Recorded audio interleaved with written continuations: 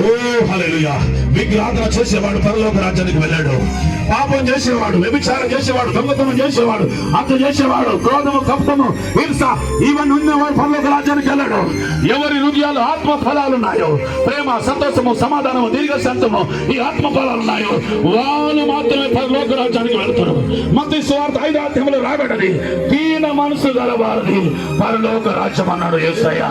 ఎవరైతే హృదయం శుద్ధి గల హృదయం వారిది దేవుని చూసినారు.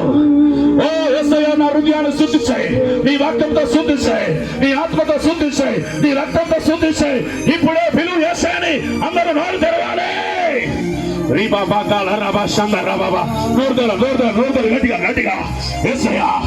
ఓ దయ్యాలను గెలిపే అభిషేకం దయచేనాలో నా ప్రతి అక్కలను తీర్చు ప్రభువా.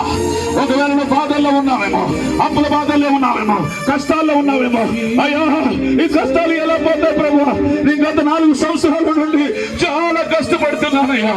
నా కుటుంబంలో అయ్యా శాంతి లేదు ప్రభువా, సమాధానం లేదు ప్రభువా. చాలా మంది స్త్రీలు ఏడుస్తూ ఉన్నారు. యేసయ్య రాత్రికాల సమయంలో అమ్మా నువ్వు ఏడవద్దు. యేసయ్య నీ యొక్క పాపాలను క్షమించడానికి వచ్చాడు.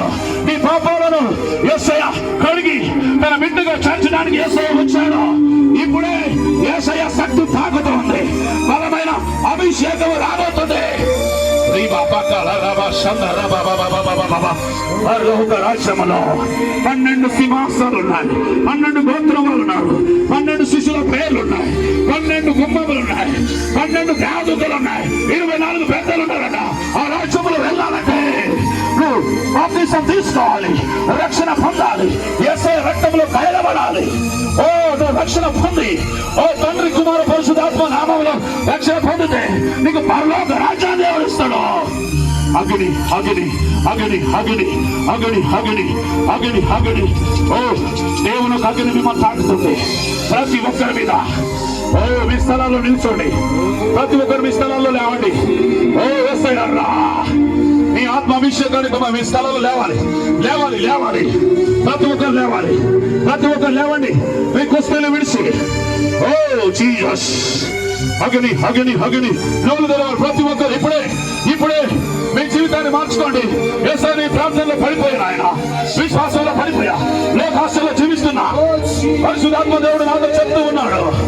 ఓ చాలా మంది లోకాశలో జీవిస్తున్నారు, చాలా మంది పాపంలో జీవిస్తున్నారు. యేసయ్య అంటున్నాడు ఈ రాత్రికాల సమయంలో దేవుడు నిన్ను తాగుతూ ఉన్నాడు.